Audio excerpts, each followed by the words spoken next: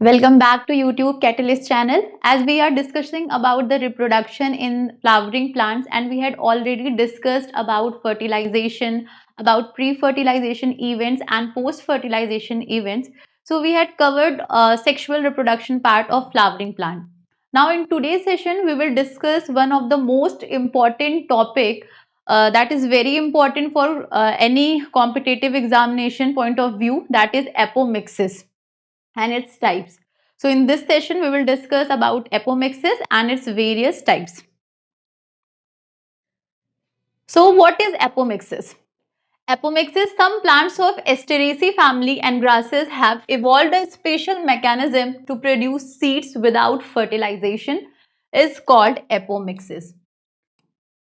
So apomixis क्या कह रहे हैं कि it is a process of formation of seeds but without fertilization. Okay, so fertilization नहीं होगा लेकिन seed का production होगा. This type of phenomena is called as apomixis. So we can say that कि ये एक asexual reproduction का type है, क्योंकि asexual reproduction में भी क्या होता था, fertilization नहीं हो रहा था, गैमेट्स का फॉर्मेशन नहीं हो रहा था, फर्टिलाइजेशन नहीं हो रहा था, सिंगल पेरेंट यूनिपेरेंटल कंडीशन थी, एक पेरेंट इन्वॉल्व हो रहा था और एक पेरेंट से एकदम आइडेंटिकल कॉपी ऑफ ऑफस्प्रिंग का फॉर्मेशन हो रहा था.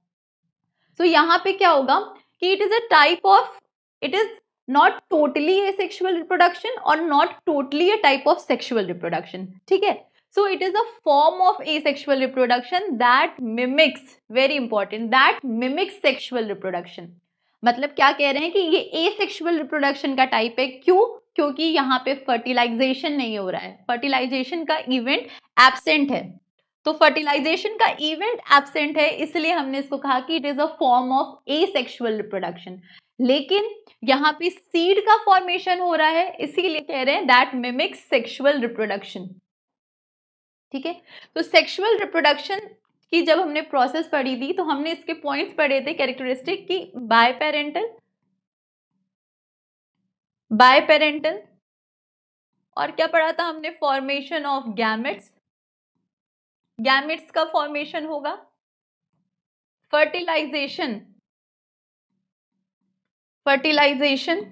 की प्रोसेस होगी, और जब फर्टिलाइजेशन हो रहा था तो उसमें एक मेल गैमेट फ्यूज हो रही थी एक एग के साथ और एक स्ट्रक्चर फॉर्म हो रहा था जिसको हमने कहा था जाइगोट. ओके, और फिर इस जाइगोट से क्या बन रहा था, एम्ब्रियो बन रहा था, है ना. फिर इसी से तो प्लांट बन रहा है ना यार, सीड. तो जो रिजल्ट है सेक्सुअल रिप्रोडक्शन का, इफ एनीवन आस्क यू कि what is the final result of sexual reproduction, then it is seed. Seed ही तो मिल रहा है सेक्सुअल रिप्रोडक्शन में, और यहाँ पे भी क्या है, सीड का फॉर्मेशन हो रहा है. तो इसलिए हम कह रहे हैं कि that mimics sexual reproduction, because ultimately जो फाइनल रिजल्ट मिल रहा है वो क्या है, फॉर्मेशन ऑफ सीड. इसीलिए हम क्या कह रहे हैं, it mimics sexual reproduction, but it is not totally a sexual reproduction because fertilization is absent. That's why we call it as a form of asexual reproduction. Okay, so normal cases में क्या होता है, gamete mother cells जो होती है वो क्या करती है, डिवाइड करती है, मियोसिस डिवीजन होता है और गैमेट्स का फॉर्मेशन हो जाता है, मेल गैमेट्स फीमेल गैमेट्स बनते हैं. हमने गैमेटोजेनेसिस प्रोसेस में पूरा डिटेल में इसको पढ़ा है. Gametogenesis, pre fertilization event, gametogenesis, microsporogenesis and megasporogenesis, micro and megasporogenesis, we had discuss it already. या सो नॉर्मल जो सेक्सुअल रिप्रोडक्शन की प्रोसेस होती है उसमें गैमेट मदर सेल मियोसिस होती है और गैमेट्स का फॉर्मेशन होता है, फिर फर्टिलाइजेशन होता है और फिर क्या होता है, सीड का फॉर्मेशन होता है. ठीक है, लेकिन क्या होगा, गैमेट मदर सेल्स अगर डायरेक्टली एग सेल का प्रोडक्शन कर ले, डायरेक्ट क्या बना ले, एग सेल बना ले without the process of meiosis, या फर्टिलाइजेशन नहीं हो रहा है, फिर एम्ब्रियो बन जा रहा है और फिर सीड, तो इस प्रोसेस को हम क्या बोलते हैं, apomixis. This phenomena is termed as apomixis. So very important topic is this, और इसमें क्या याद रखना है कि it is a form of asexual reproduction that mimics sexual reproduction. Asexual reproduction का टाइप इसलिए है क्योंकि विदाउट फर्टिलाइजेशन यहाँ पे सीड का फॉर्मेशन हो रहा है और सीड बन रही है, इसलिए it is a it mimics sexual reproduction. Okay. So types of apomixis की अगर बात करें तो 3 टाइप्स की apomixis होती हैं, recurrent apomixis, non recurrent apomixis and adventive. ठीक है, एक एक करके सब डिस्कस करेंगे. पहला है recurrent apomixis. Recurrent apomixis is a phenomena characterized by the development of an additional embryo sac directly from the megaspore mother cell bypassing meiosis. Very important. क्या कह रहे हैं कि ये एक फिनोमिना है फॉर द प्रोडक्शन या development of an embryo sac. Embryo sac बनेगा, एक एडिशनल एम्ब्रियो सैक बनेगा फ्रॉम मेगास्पोर मदर सेल्स. देखिए इसको क्या कह रहे हैं, इसको डायग्राम से देखिए. जो ये नॉर्मल साइकिल चलती है, ये नॉर्मल केस है. पहला वाला ये नॉर्मल है जो हम पढ़ते आए कि ये आपका पिस्टल है, stigma style ovary and ovary के अंदर ओव्यूल के अंदर प्रेजेंट है एम्ब्रियो सैक. ठीक है, ये सारा स्ट्रक्चर हमने डिटेल में डिस्कस किया है. ठीक है, अब देखिए ये normal sexual embryo sac formation है. ठीक है, मेगास्पोर मदर सेल यहाँ पे. अब यहाँ पे क्या होता है कि मेगास्पोर मदर सेल जब डिवाइड करती है, मेगास्पोर मदर सेल डिवाइड करती है, तो मैंने बताया था कि 4 सेल्स बनती हैं जिसमें से 3 जो होती थी वो डीजनरेट कर जाती थी मेगास्पोर, और एक मेगास्पोर क्या रहता था, फंक्शनल मेगास्पोर. और ये फंक्शनल मेगास्पोर क्या बनाता था लेटर ऑन, फीमेल गैमेटोफाइट या फिर इसको हम क्या बोलते हैं, एम्ब्रियो सैक का फॉर्मेशन.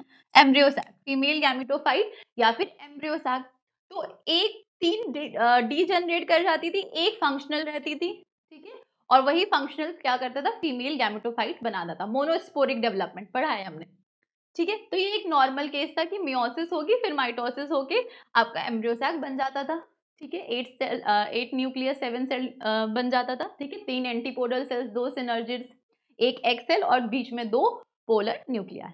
ठीक है, अब देखिए एपोमिक्सिस की कंडीशन में क्या होगा. एपोमिक्सिस में रिकरेंट में क्या कह रहे हैं कि मेगास्पोर मदर सेल्स क्या करती है, मियोसिस नहीं होती है. मियोसिस बायपास मियोसिस, मतलब बायपास मियोसिस का मतलब मियोसिस को लीव कर देना, छोड़ देना. मियोसिस नहीं होगी और बिना मियोसिस के ही क्या बन जाएगा, एक्सेल बन जाएगी. तो इस टाइप को हम क्या बोलेंगे, this type of known as recurrent apomixis. तो 2 चीज इसमें क्या इंपॉर्टेंट है, एक तो by the development of an additional embryo sac directly from the megaspore mother cell. Megaspore mother cell से डायरेक्टली एम्ब्रियो सैक का फॉर्मेशन होना, और मियोसिस एब्सेंट होती है, बायपास मियोसिस नहीं हो रही है और डायरेक्ट क्या बन जा रहा है, एम्ब्रियो सैक बन जा रहा है. So the entire embryo sac becomes diploid leading to a diploid egg cell. Megaspore mother cell का जो प्लॉइडी होती थी वो क्या थी, 2n था.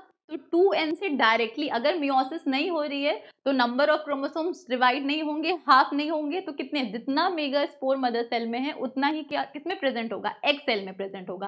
तो जब भी रिकरेंट एपोमिक्सिस होती है तो हमेशा जो एग सेल बनेगा वो डिप्लॉयड कंडीशन होगी. Diploid means 2n. okay, directly from megaspore mother cell bypassing meiosis. So this is a type of recurrent apomixis. okay,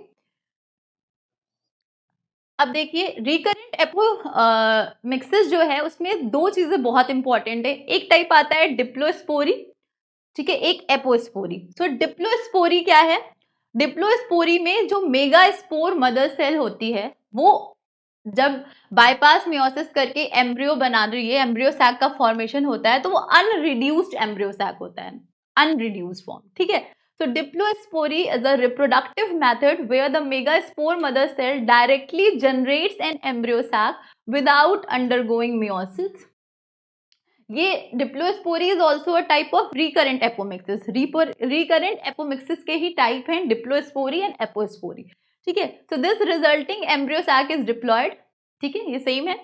forming a diploid embryo without the need of fertilisation from a diploid egg within this embryo sac. We had already discuss, कह रहे हैं fertilisation नहीं हो रहा है, apomixis की process है तो इसमें फर्टिलाइजेशन नहीं होगा. वही लिखा है. Example Parthenium and Taraxacum. Very important example जरूर याद रखिएगा. इसमें क्या याद रखना है आपको कि diplospory is a type of recurrent apomixis. Recurrent apomixis का मतलब होगा कि मेगास्पोर मदर सेल से डायरेक्टली एम्ब्रियो फॉर्मेशन हो रहा है without process of fertilisation and without process of meiosis.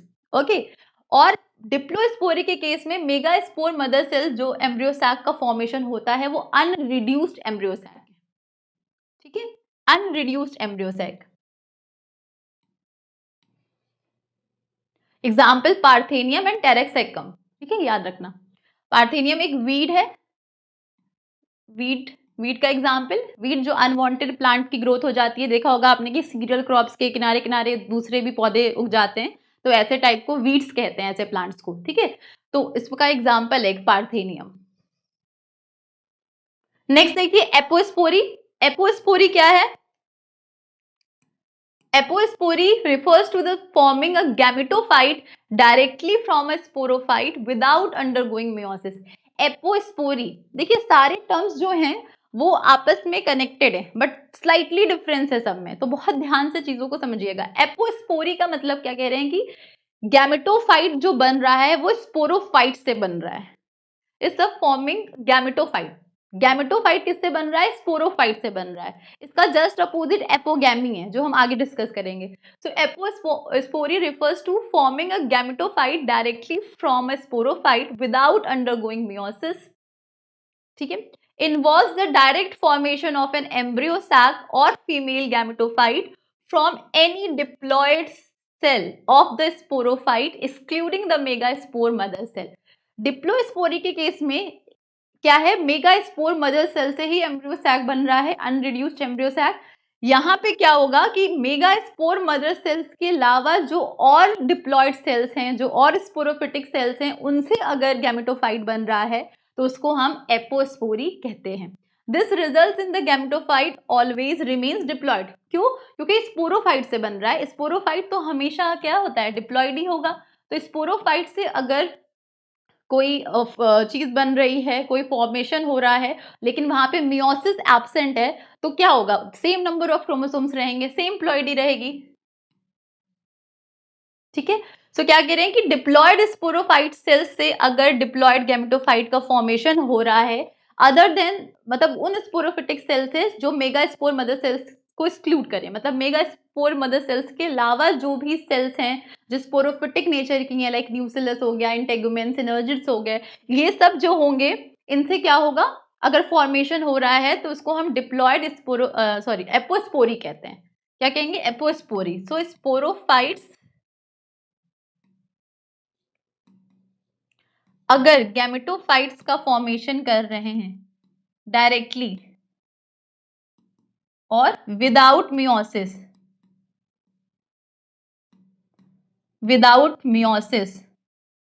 सो इसको हम क्या बोलते हैं? This is termed as apospory. Apospory. और इसका जस्ट उल्टा कर देंगे तो उसको हम बोलेंगे एपोगैमी। आगे डिस्कस करेंगे इसको, ठीक है। सो एपोस्पोरी, या फिर अगर हम कहें कि एपोस्पोरी या फिर डिप्लोस्पोरी, दोनों में जो एम्ब्रियो सैक बन रहा है उसकी प्लॉइडी तो डिप्लॉयड है, बस क्या है? डिप्लोस्पोरी के केस में mother cell megaspore mother cell से बन रहा है, ठीक है। यहाँ पे किसी स्पोरोफिटिक सेल से बन रहा है excluding the megaspore mother cell. Okay, example citrus and oranges, very important. Apomixis citrus और ऑरेंजेस में ही पाई जाती है ज्यादातर। Very good example of apomixis, citrus और ऑरेंजेस, ये तो जरूर याद होना चाहिए, ठीक है। नॉन रिकरेंट एपोमिक्सिस, तो रिकरेंट एपोमिक्सिस हो गया। अब नॉन रिकरेंट एपोमिक्सिस में देखिए, in non recurrent apomixis the megaspore mother cell undergoes typical meiotic division forming a haploid embryo sac mega gametophyte, ठीक है। वहां पे मियोटिक डिवीजन एब्सेंट था, लेकिन यहाँ पे मियोटिक डिवीजन प्रेजेंट होगा। क्या कह रहे हैं कि एग से एम्ब्रियो बना, ठीक है। ये जो एम्ब्रियो है, अच्छा, the embryo may originate from either the egg through haploid, उसको हम कहेंगे पार्थिनोजेनेसिस, और from another gametophyte cell by haploid apogamy. इसको समझते हैं क्या कह रहे हैं? जो एम्ब्रियो है नॉन रिकरेंट एपोमिक्सिस में मियोसिस होगा, ठीक है, मियोसिस होगा, megaspore mother sales undergo meiosis और क्या बनाएगा, एम्ब्रियो सैक का फॉर्मेशन करेगा। तो यहाँ पे हेप्लॉइड एम्ब्रियो सैक बन रहा है, वहां पे रिकरेंट में डिप्लॉइड बन रहा था। एम्ब्रियो या तो डायरेक्टली एग से बन जाए, एग से क्या बन जाए, डायरेक्टली ही बन जाए एम्ब्रियो, ठीक है।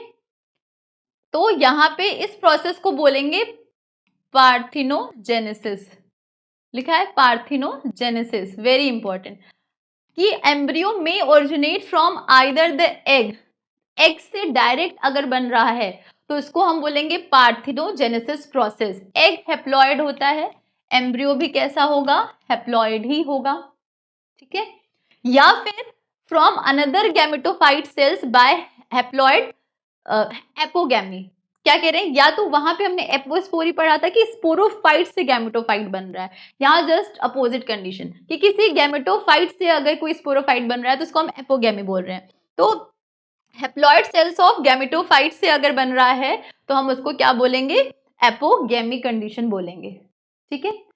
सो नॉन रिकरेंट एपोमिक्सिस में मियोसिस होगी वहां पे, लेकिन यहाँ पे haploid condition, haploid embryo sac का फॉर्मेशन होगा, और या तो पार्थिनोजेनेसिस हो सकती है या तो फिर क्या हो सकता है, एपोगैमी कंडीशन हो सकती है, पार्थिनोजेनेसिस या फिर एपोगैमी कंडीशन हो सकती है नॉन रिकरेंट एपोमिक्सिस में, ठीक। ये एम्ब्रियो सैक का डायग्राम है, ठीक है, समझ में आ रहा है। तो या तो अगर किसी और गैमेटोफिटिक सेल से एम्ब्रियो बन रहा है, हेप्लॉइड ही तो रहेगा, गैमेटोफाइट से अगर कोई स्पोरोफाइट बन रहा है तो उसको क्या बोलेंगे, वो उसकी जो प्लॉइडी होगी वो तो हेप्लॉइड ही रहेगी ना, ठीक है। Adventive embryony, third condition is adventive embryony या फिर adventive apomixis. Adventive embryony involves the formation of an embryo from any diploid cells within the ovules, न्यूसिलस या फिर इंटेगुमेंट्स। अगर न्यूसिलस या फिर इंटेगुमेंट से एम्ब्रियो का फॉर्मेशन होता है तो उसको एडवेंटिव एपोमिक्सिस या एडवेंटिव एम्ब्रियोनी कहते हैं। सिट्रस में, मैंगो में, अपंशिया, अनियन, इन सब में देखने को मिलता है, ऑरेंजेस में भी देखने को मिलता है, ऑरेंज में भी देखने को मिलता है, ठीक है। तो एडवेंटिव एम्ब्रियोनी में क्या बोल रहे हैं कि जो any diploid cells within the ovules, ovules के अंदर जो डिप्लॉयड सेल्स हैं जैसे कि न्यूसिलस और इंटेगुमेंट से अगर एम्ब्रियो बन रहा है तो उसको हम एडवेंटिव एपोमिक्सिस कहते हैं, ठीक है। क्लियरली कि न्यूसिलस और इंटेगुमेंट से अगर क्वेश्चन में मेंशन है कि एम्ब्रियो जो है वो न्यूसिलस या इंटेगुमेंट से फॉर्मेशन हो रही है तो बिना कुछ सोचे आप किस पे टिक कर देंगे, एडवेंटिव एपोमिक्सिस पे, एडवेंटिव एम्ब्रियोनी पे, ठीक है।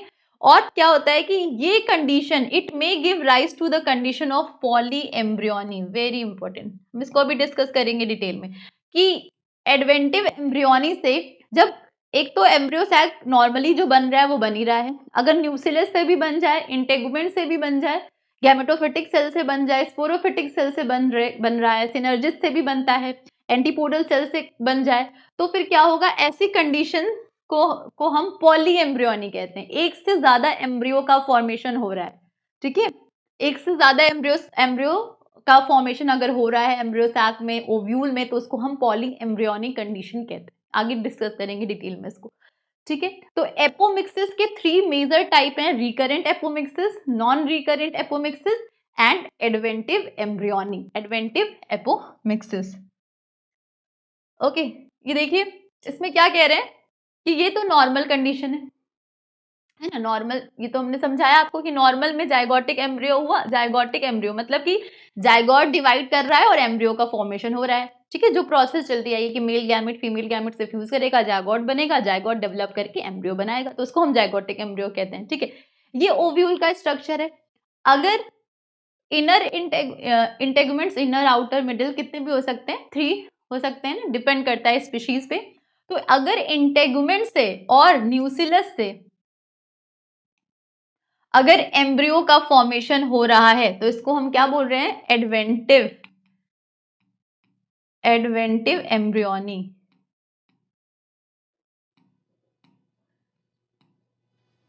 Adventive embryony.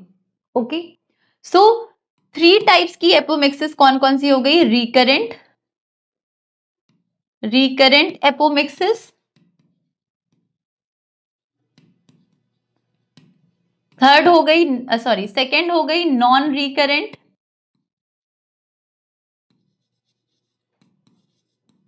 Non recurrent apomixis, और थर्ड है एडवेंटिव।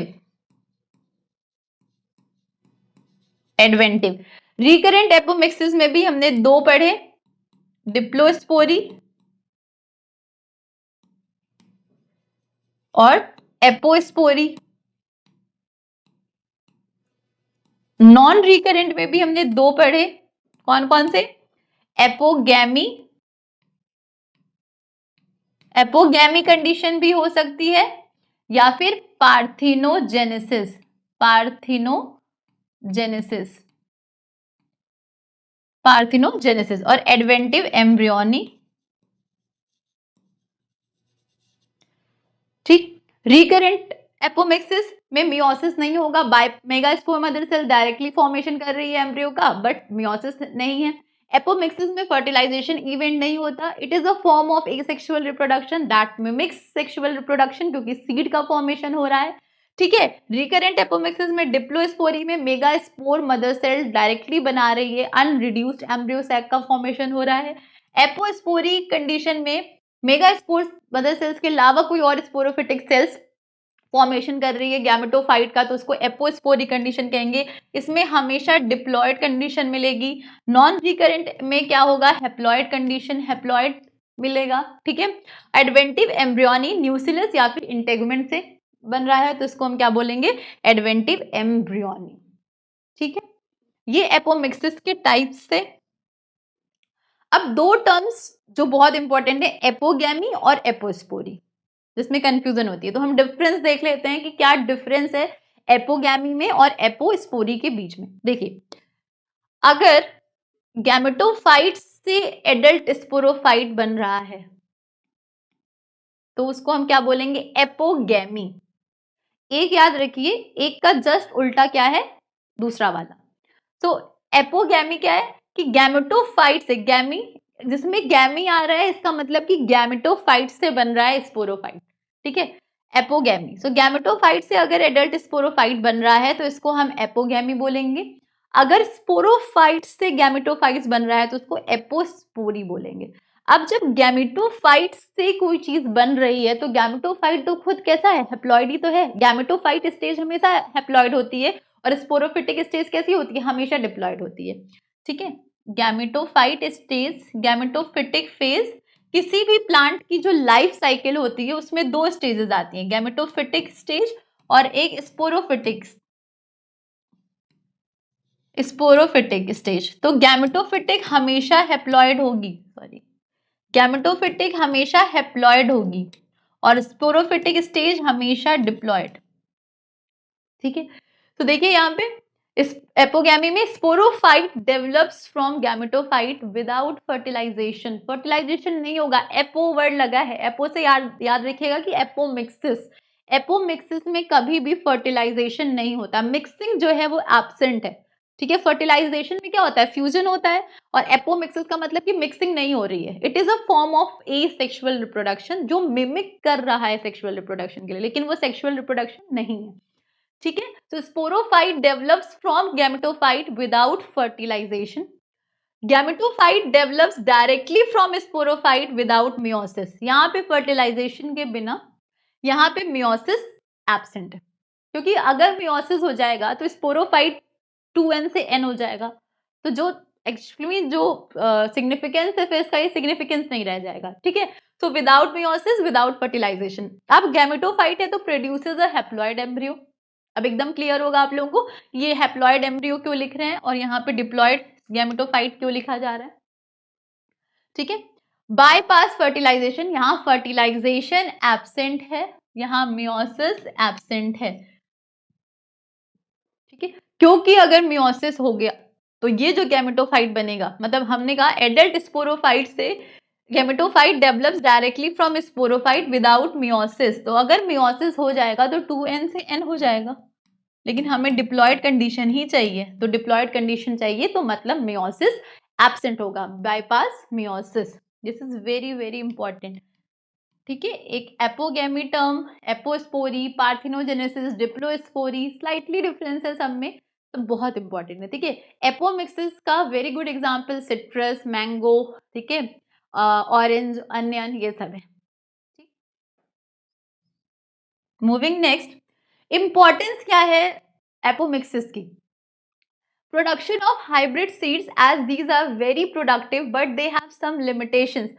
हाइब्रिड सीड्स हम बना सकते हैं। हाइब्रिड सीड्स का मतलब कि सुपीरियर वेराइटीज ले लें, ठीक है। जो मान लो एक हमें कोई ड्रॉट रेजिस्टेंस प्लांट बनाना है, कि वो डिजीज रेजिस्टेंस प्लांट बनाना है, तो हमने एक वेराइटी ले ली कोई भी प्लांट की, मान लो हमें राइस प्लांट का एक बढ़िया वेराइटी बनाना है, तो उसमें एक वेराइटी हमने ए की ले ली और एक वेराइटी हमने बी की ले ली, ठीक है। इसके पॉलन ग्रेन्स ले लिए और इसके एग ले लिया, अब दोनों में फर्टिलाइजेशन करा दिया, तो अब जो सीड मिलेगी, जो सीड मिलेगा वो कैसा होगा? हाइब्रिड सीड होगा, क्योंकि ये मिक्सचर है दोनों का, हाइब्रिड होगा, सुपीरियर होगा, इसमें सुपीरियर कैरेक्टरिस्टिक्स होंगी, ठीक है। तो इस प्रोसेस को हम हाइब्रिडाइजेशन कहते हैं, हाइब्रिडाइजेशन, आर्टिफिशियली क्रॉसिंग करा रहे हैं, हाइब्रिडाइजेशन, ठीक है। लेकिन हाइब्रिड सीड्स बनाने की बहुत सारे लिमिटेशंस हैं। पहला तो ये बहुत कॉस्टली है, ठीक है, हर कोई इसको नहीं कर सकता। फार्मर्स के लिए क्या चाहिए, फार्मर्स के पास इतने पैसे तो होते नहीं है कि वो इतने महंगी महंगी टेक्नोलॉजीज यूज कर लें, क्योंकि इसको करने में भी प्रोसेस होने में भी टाइम लगता है, बहुत समय लगता है, और टेक्नोलॉजीज भी यूज होती हैं, सो ये कॉस्टली है। They need to be produced every year, हर साल बनाना है, क्योंकि इनकी जो वाइबिलिटी है वो इतनी नहीं रहती, तो इनको हर साल प्रोड्यूस करना होगा, स्टोरेज इतना अच्छा नहीं है इनका, तो इस वजह से क्या होगा, इसको हर साल बनाना है। तो इस वजह से क्या क्या सॉल्यूशन है इसका? सॉल्यूशन क्या है? सॉल्यूशन है production of apomictics, apomictics can be produced, apomictic seeds बना दी जाए, एपोमिक्टिक सीड्स का फॉर्मेशन कर दें तो क्या होगा, ये इसका बेस्ट सॉल्यूशन है, ठीक है। सो इसके the potential benefits of apomixis क्या क्या है? Rapid development of new hybrid varieties, rapid development of new hybrid, बहुत जल्दी, क्योंकि एपोमिक्टिक्स में क्या हो रहा है, फर्टिलाइजेशन बाईपास हो जा रहा है, जो जो जिस प्रोसेस में टाइम लग रहा है, क्योंकि अगर फर्टिलाइजेशन बाईपास हो जा रहा है, इसका मतलब गैमेटोजेनेसिस प्रोसेस स्किप हो सकती है, गैमेट्स बनना जरूरी नहीं है, ठीक है। गैमेट्स नहीं बनेंगे तो इजिली क्या होगा, फ्यूजन नहीं होगा, फ्यूजन प्रोसेस में भी तो टाइम लगता है, पॉलन पिस्टल इंटरेक्शन सब पढ़ा है आपने, तो उसमें टाइम लगेगा, वो टाइम रिड्यूस हो जाएगा, डायरेक्टली फॉर्मेशन हो जाएगी सीड्स का, तो rapid development of new hybrid varieties,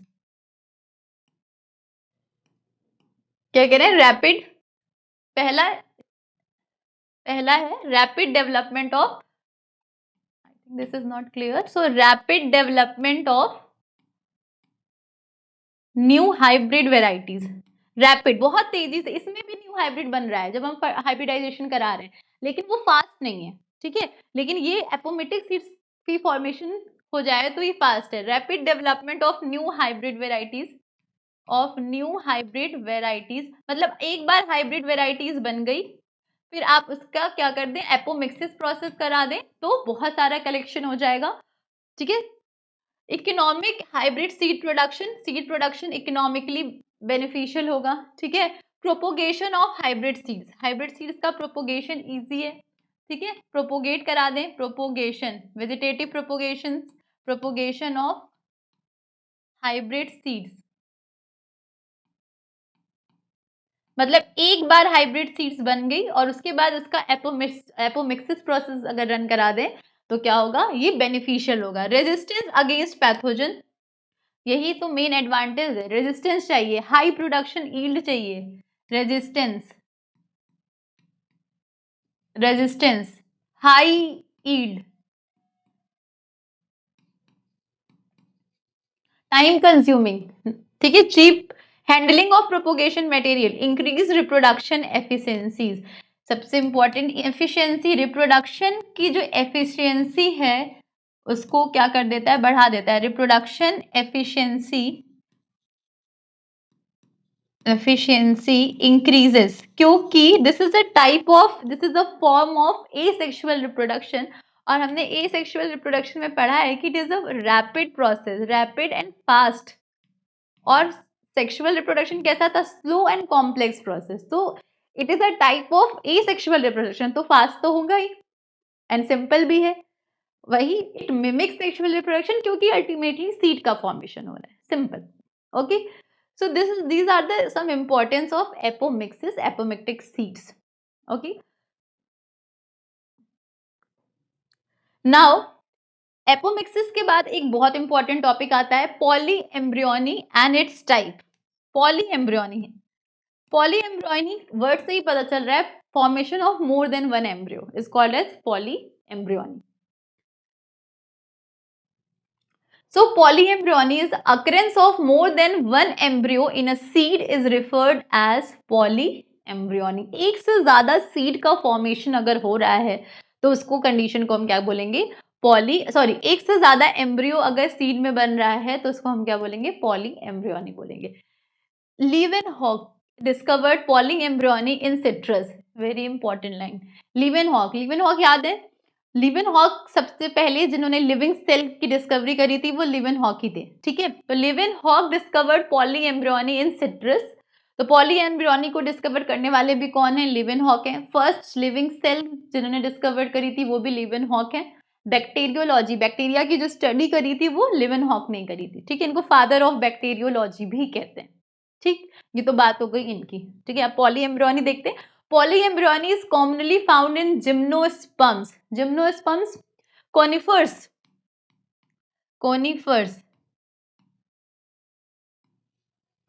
जो होते हैं, जो हिली एरियाज में देखा होगा आपने, बहुत बड़े बड़े पौधे लगे होते हैं, कोनिकल क्रिसमस ट्री जिसको हम क्रिसमस ट्री भी बहुत लोग कहते हैं. क्रिसमस ट्री हो गया, पाइनस हो गया, साइकस हो गए, ये सब जिम्नोस्पर्म्स में आते हैं. पुरानी मूवीज में भी दिखाते हैं ना, डांस करते हैं पकड़ के, तो वो कोनिफर्स कहलाते हैं. तो conifers is a very good example of poly embryony. उसमें पॉली एम्ब्रियोनी देखने को मिलती है. और एंजियोस्पर्म्स के भी बहुत सारे प्लांट्स में पॉली एम्ब्रियोनी देखने को मिली है, जैसे कि सिट्रस.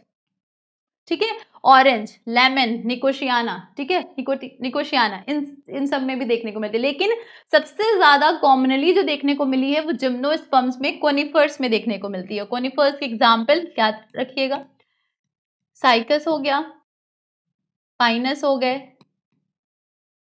ठीक है, क्रिसमस ट्री जिसे आप बोलते हैं, क्रिसमस ट्री भी होता है, ऑरिक्लेरिया. ठीक है, ये सब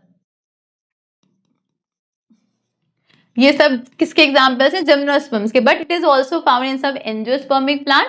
ऑरेंज हो गया, लेमन हो गया, सिट्रस में तो इसको डिस्कवर ही किया गया था, लीवेनहॉक ने डिस्कवर किया था. ठीक है, देखिए इसमें ये जो डायग्राम है वेरी इंपॉर्टेंट. क्या दिखा रहा है इस डायग्राम में कि ये तो ओव्यूल का स्ट्रक्चर, ये एम्ब्रियो सैक है. ठीक है, जायगोटिक एम्ब्रियो तो बन ही रहा है. जो नॉर्मली एम्ब्रियो बनता है वो जायगोटिक एम्ब्रियो है, जायगोट से बनता है. ठीक है, साथ साथ में यहाँ पे न्यूसिलर एम्ब्रियो भी लिखा हुआ है. न्यूसिलस से भी एम्ब्रियो अगर बन जा रहा है तो न्यूसिलर एम्ब्रियो कहलाएगा. ठीक है, इंटेगुमेंट से भी बन सकता है, इंटेगुमेंटरी एम्ब्रियो. ठीक है, सो ये पॉली एम्ब्रियोनी की कंडीशन शो हो रही है. पॉली एम्ब्रियोनी, एक से ज्यादा एम्ब्रियो देखने को मिल रहे हैं सीड के अंदर, ओव्यूल के अंदर, तो उसको हम क्या बोलेंगे, पॉली एम्ब्रियोनिक कंडीशन बोलेंगे. ठीक है, अब जो पॉली एम्ब्रियोनी के टाइप्स हैं इसको अर्न्स्ट एंड स्नेफ ने क्लासिफाइड किया था. अर्न्स्ट ने क्लासिफाइड किया था as true polyembryony and false polyembryony. False को स्यूडो पॉली एम्ब्रियोनी भी बोलते हैं.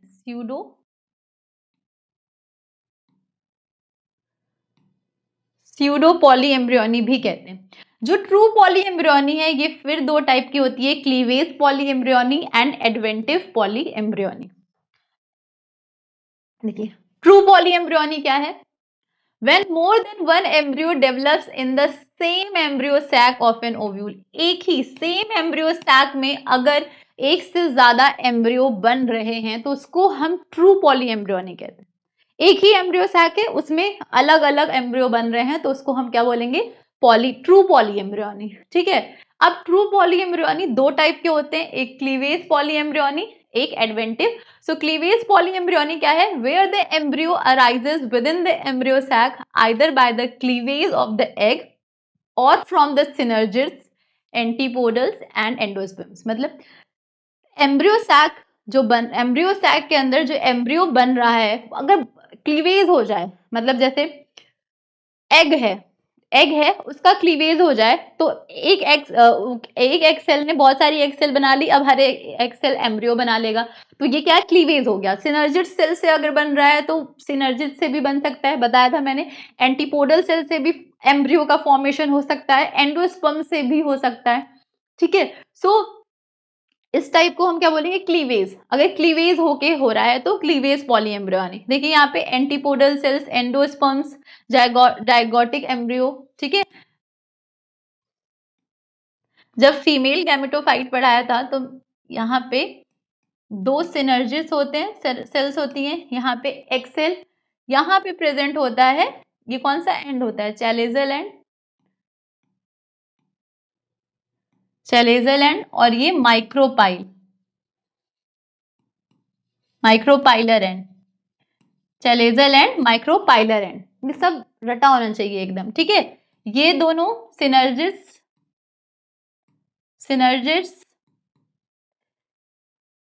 एग एंटीपोडल सेल्स, बीच में जो सेंट्रल सेल होती है उसमें क्या प्रेजेंट है, दो पोलर न्यूक्लियाई। जितनी बार डायग्राम ड्रॉ करेंगे आप उतना ही आपको याद होगी चीजें, तो जब भी मौका मिले लीजिए एक पेपर निकालिए और डायग्राम से सारी चीजें याद रखने की कोशिश करिए। सो डायग्रामेटिक चीजों को समझना ज्यादा आसान है। टू पोलर न्यूक्लियाई, ठीक है, यही टू पोलर न्यूक्लियाई आगे चल के क्या बनाते हैं, एंडोस्पर्म। अब अगर एक तो नॉर्मली एग सेल के साथ फ्यूज्ड हो जाता है मेल गैमेट और एम्ब्रियो बन जाता है जो जाइगोटिक एम्ब्रियो है, ठीक है। लेकिन क्या हो सकता है कि ये जो पोलर न्यूक्लियाई एक मेल गैमेट के साथ फ्यूज करके एक स्ट्रक्चर बनाता है एंडोस्पर्म, हो सकता है एंडोस्पर्म से भी एम्ब्रियो बन जाए, पॉसिबिलिटीज इज दिस। हो सकता है सिनर्जिड्स डेवलप करके एम्ब्रियो बना लें, हो सकता है एंटीपोडल सेल्स कभी कभी एम्ब्रियो बना लें। तो इस कंडीशन को हम क्या बोलेंगे, क्लीवेज पॉली एम्ब्रियोनी। एक से ज्यादा एम्ब्रियो अगर एम्ब्रियो सैक में प्रेजेंट है तो एक ही एम्ब्रियो सैक में, तो उसे हम क्या बोलेंगे, ट्रू पॉली एम्ब्रियोनी। और अगर क्लीवेज हो रहा है तो उसको क्लीवेज पॉली एम्ब्रियोनी बोलेंगे। सिट्रस में, ऑरेंजेस में, इन सब में देखने को मिलता है। अब देखिए एडवेंटिव पॉली एम्ब्रियोनी क्या है, where the embryo develops from the tissues lying outside the embryo sac. मतलब एम्ब्रियो सैक के बाहर न्यूक्लियस, इंटेगुमेंट्स, अगर इन दोनों से एम्ब्रियो का फॉर्मेशन हो रहा है तो इसको हम एडवेंटिव पॉली एम्ब्रियोनी बोलेंगे। अभी एडवेंटिव हमने एपोमिक्सिस में भी पढ़ा था, न्यूक्लियस से या फिर इंटेगुमेंट से ही तो बन रहा था, यहाँ पे भी सेम चीज है। अगर न्यूक्लियस और इंटेगुमेंट से, देखिए इस डायग्राम में दिया ये zygotic normal embryo, zygotic embryo, zygote से जो बन रहा है, और यहाँ पे न्यूक्लियर एम्ब्रियो भी दिया हुआ है जो न्यूक्लियस से बन रहा है, ये सब, ठीक है। तो इसको हम क्या बोलेंगे, एडवेंटिव पॉली एम्ब्रियोनी। अब फॉल्स पॉली एम्ब्रियोनी क्या होती है, when more than one embryo develops from different ovules. बहुत सारे ओव्यूल्स हैं, डिफरेंट, एक ही ओव्यूल में अगर है तो हमने इसको ट्रू बोल दिया। बहुत सारे ओव्यूल्स हैं उसमें बन रहा है तो उसको फॉल्स पॉली एम्ब्रियोनी बोलेंगे या pseudo polyembryony. When more than one embryo develops in different embryo sacs, मतलब हर एम्ब्रियो का अलग अलग रूम है। यहाँ पे क्या हो रहा था, जो ट्रू पॉली एम्ब्रियोनी है एक सिंगल रूम है, ऐसे याद करें, एक सिंगल रूम है, उसी रूम में बहुत सारे एम्ब्रियो बने हुए हैं। लेकिन फॉल्स पॉली एम्ब्रियोनी में अलग अलग रूम है, सारे एम्ब्रियो के पास अपना अलग अलग रूम है और बहुत सारे एम्ब्रियो बन रहे हैं, ऐसे याद रखिएगा, ठीक है। सिंगल रूम में बन रहे हैं तो क्या बोलेंगे, ट्रू, और बहुत सारे अलग अलग रूम है, सबका अलग अलग रूम है तो उसको बोलेंगे फॉल्स पॉली एम्ब्रियोनी, ठीक। In Fragaria species such as strawberries, strawberries में देखने को मिलता है false poly embryony.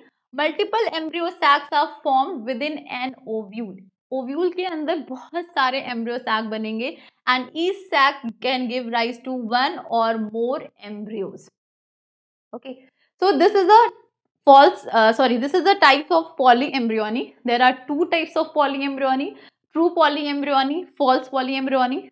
True polyembryony में भी दो टाइप्स हैं, क्लीवेज पॉलीएम्ब्रियोनी और एडवेंटिव पॉलीएम्ब्रियोनी। क्लीवेज पॉलीएम्ब्रियोनी में एग सेल हो गया या फिर सिनर्जिस, एंटीपोडल, एंडोस्पर्म सेल्स, इसमें क्लीवेज होके अगर बहुत सारे एम्ब्रियो का फॉर्मेशन हो रहा है तो this is an example, this is an form of cleavage poly embryony. और अगर एम्ब्रियो ओव्यूल्स मतलब न्यूसिलस या इंटेगुमेंट से बन रहा है, एम्ब्रियो सैक के बाहर जो सेल्स लाइन कर रही हैं उससे बन रहा है, तो उसको हम बोलेंगे क्या बोलेंगे, उसको हम एडवेंटिव पॉली एम्ब्रियोनी कंडीशन बोलेंगे। False polyembryony Fragaria species में, स्ट्रॉबेरीज में देखने को मिलता है। क्या है इसका मतलब कि एक से ज्यादा एम्ब्रियो डेवलप्ड हो रहे हैं डिफरेंट ओव्यूल्स में, मतलब सिंगल एम्ब्रियो सैक में नहीं है, 2 एम्ब्रियो सैक, 3 एम्ब्रियो सैक, ऐसे याद रखिए। उसमें अगर बन रहा है तो उसको फॉल्स, बन बहुत सारे रहे हैं एम्ब्रियो इसलिए इसको पॉली एम्ब्रियोनी कह दिया गया, लेकिन एक ही में नहीं हो रहा है इसलिए इसको फॉल्स पॉली एम्ब्रियोनी कह दिया गया, क्योंकि बन तो बहुत सारे रहे हैं पॉली एम्ब्रियोनी। अब जितने ज्यादा ओव्यूल होंगे तो सब में ही एम्ब्रियो बनेगा, तो this is also type of poly embryony, but not true, it is a pseudo poly embryony. Okay, तो आज के सेशन में हमने एपोमिक्सिस पढ़ा, पॉली एपोमिक्सिस के टाइप्स पढ़े, ठीक है, इंपॉर्टेंस क्या है एपोमिक्सिस की, और एपोमिक्सिस को सेक्सुअल सॉरी एसेक्सुअल रिप्रोडक्शन का फॉर्म क्यों कहते हैं, why it mimics like a sexual reproduction, ठीक है। इंपॉर्टेंस पढ़ा हमने, टाइप्स पढ़े हमने, एग्जाम्पल्स देखे, एग्जाम्पल्स सबके याद रखिएगा, पॉली एम्ब्रियोनी और उसके टाइप्स पढ़े, ठीक है। तो हमने sexual reproduction in flowering plants के सारे टॉपिक्स कवर कर लिए हैं, ठीक है। Fertilisation, pre fertilisation events, post fertilisation events सब डिटेल में देख लिया हमने, मेगा स्पोरोजेनेसिस, माइक्रो स्पोरोजेनेसिस क्या होती है, गैमेट ट्रांसफर कैसे होते हैं, pollination, self cross, everything we had discuss all it in detail. चलो ठीक है, ये लास्ट टॉपिक था एपोमिक्सिस और पॉली एम्ब्रियोनी, ये भी आज डिस्कस कर लिया हमने। नेक्स्ट सेशन से हम reproduction in animals in humans discuss करेंगे। ओके, तो आज के लिए इतना ही, थैंक यू सो मच।